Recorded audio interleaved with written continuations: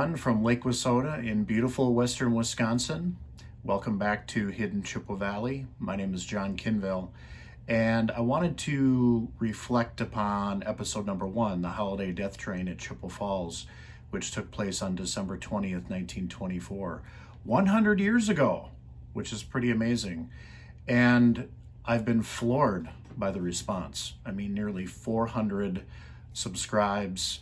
The first episode's been watched over 1,600 times, which is incredible. So thank you so much to all of you who are watching this and who subscribe to the channel and who like these videos. And please know that I'm in production of episode 2, which you will not be disappointed in. I think you're going to like it as well. But today I want to do something a little bit different, and that is I wanted to answer some of the questions that people had sent in through my website, johnkinville.com, through my email. And I think there's some good questions and also some stuff that I think you folks would like to hear as well. So here it is. The first question comes to us from Jim in Minneapolis, who asks, how did you first learn about the wreck?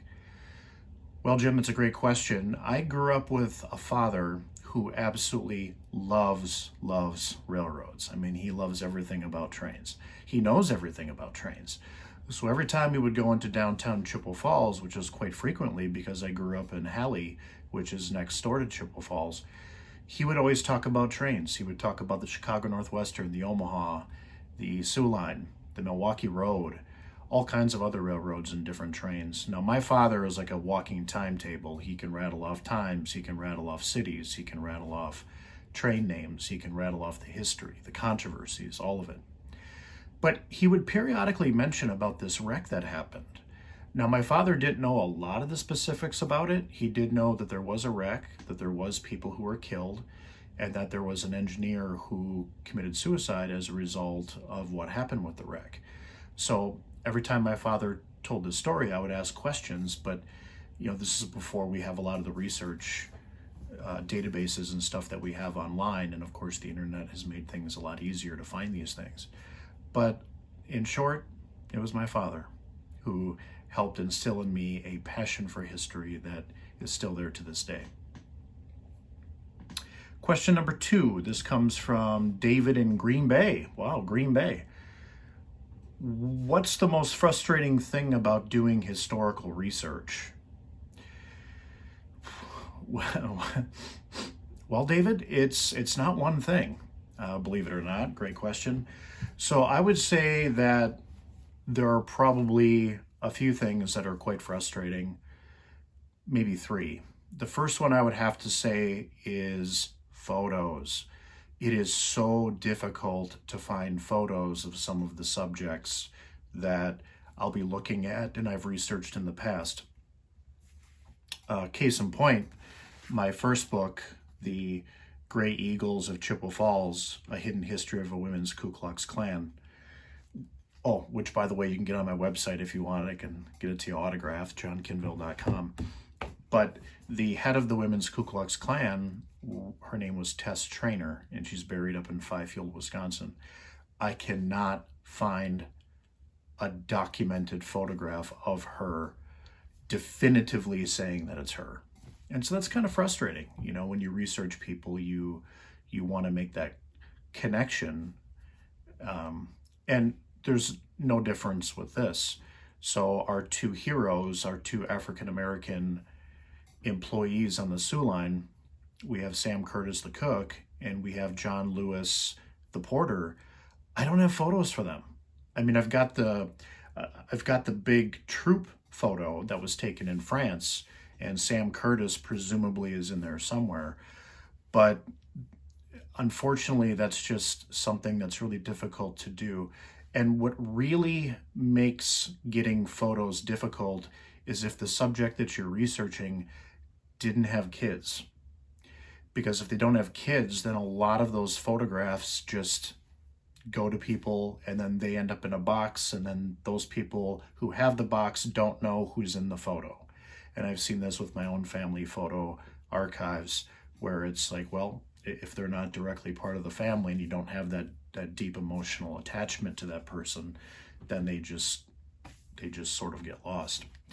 I would have to say the second thing, and you saw this in the video, by the way, when you research historical figures, you're going to run into conflicting birthdays.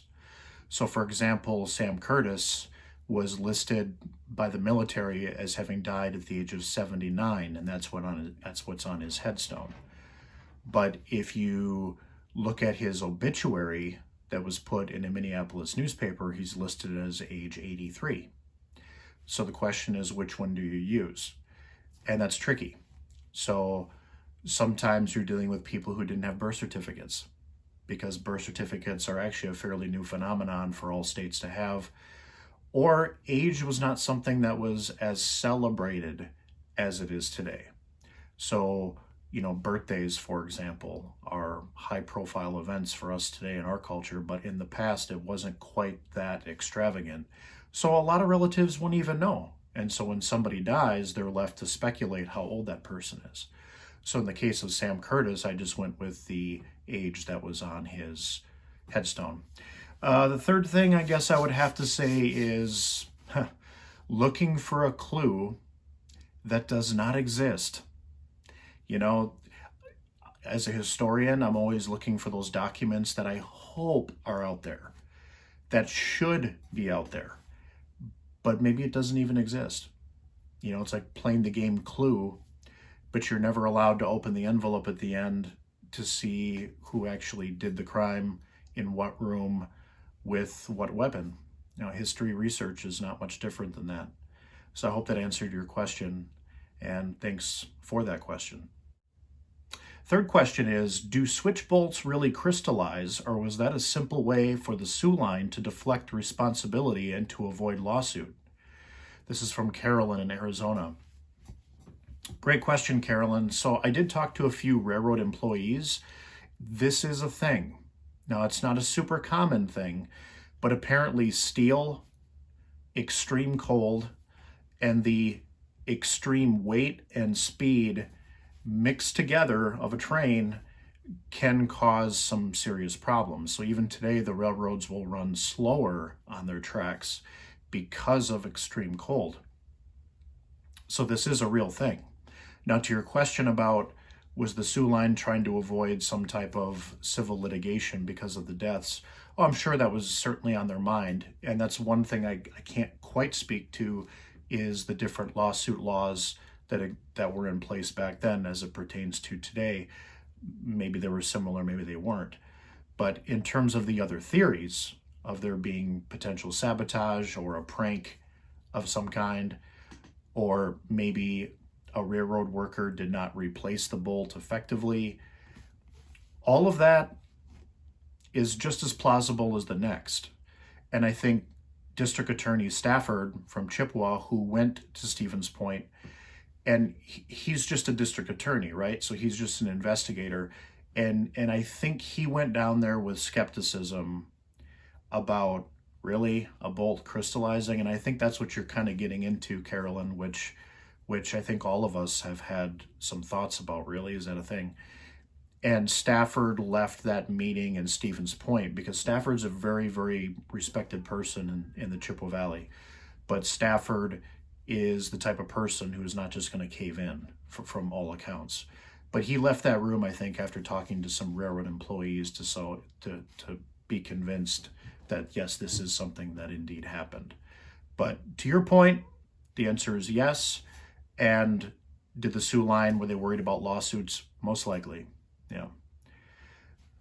Great question. So this fourth question comes from Susie in Jim Falls. Hi, Susie. Is there any new information that has since surfaced regarding your video? Have people chimed in with new information?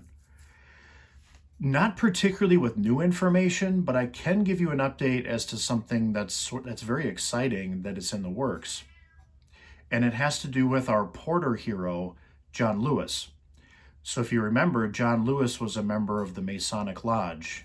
It was an African-American lodge out of the Prince Hall wing of the Freemasonic fraternity called Pioneer Lodge Number 1. So what I did was I reached out on their Facebook page to Pioneer Lodge number 1, introduced myself, shared the video, and said, hey, you know, one of your Masonic brothers was a hero on this train, and I would love to visit your lodge, possibly attend a meeting, and see if anybody in the Prince Hall Masonic fraternity in St. Paul, Minneapolis has any information. I also want to visit his grave in Oakland Cemetery, and I also want to go to Englehart Avenue, I believe it is, to visit the site where his home was, where he lived with Lillian. So I've got some other things I would like to do that I think I'll produce an update on later. But the lodge got back to me, and we're in the process of scheduling, hopefully, a meeting.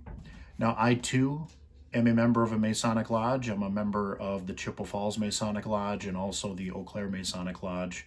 And they have also expressed interest in visiting my lodges too, which will be kind of fun. And we'll see if new information comes out of that. Sorry, folks, I've got 4 cats, and so if you ever hear meowing in the background, that's them. And when you have 4 cats, it's really, really hard to get some privacy. And at one point, I suspect I'll just let them in, and you folks will get a chance to meet them at some point. The 5th and final question comes to us from Kyle in Lake Hallie.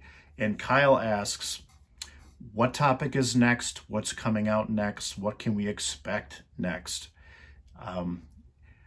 There's a lot of next in there, Kyle. I like it. So here's what's next, Kyle. What's next is we are going to look at the mysterious death of a lumber baron who is entombed in Eau Claire, Wisconsin. Now, I can't give away too much, but I'm going to put right up here right now, I'm going to put a screenshot of the thumbnail I'm going to use for it. I have to drive to a few places where I need to do some filming and such, but he's entombed at Forest Hill Cemetery in Eau Claire, Wisconsin. And I've walked by his mausoleum so many times because my grandfather and my grandmother are buried there, and so are my uncle, aunt, cousin, and several other relatives. So more than any other cemetery, I think that's where most of my relatives are buried. So I've walked past this mausoleum many times. And it's interesting because he is going to die of a single gunshot wound to the head. And there was speculation of murder, suicide, and also of a burglar. And I'll just leave it at that. So it is the mysterious death of a lumber baron who's entombed in Eau Claire, Wisconsin. Special shout out again to my sponsor, the Muffler Shop at 17 Taylor Street in downtown Chippewa Falls. Joe Lee and his staff, they ironically, right after I gave him a shout out in episode 1 video, all of a sudden my engine light went on. I stopped by the Muffler Shop and come to find out I needed a new thermostat. So now I know how to put in a thermostat. I just didn't want to do it because of the cold and getting kind of weak in my old age. So Joe was able to sneak me in. Just fantastic. So thanks again, Muffler Shop, for supporting episode 1.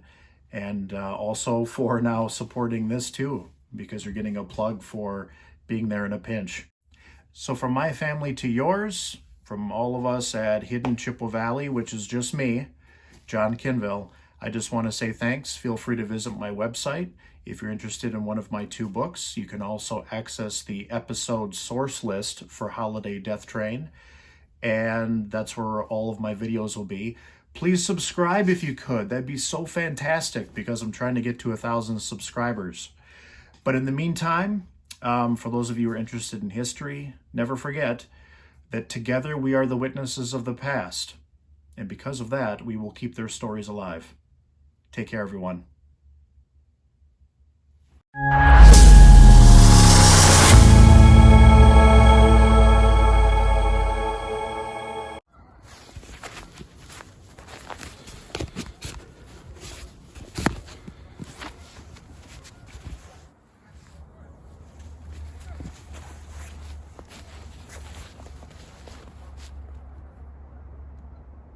Thank you, everyone, for joining me on this inaugural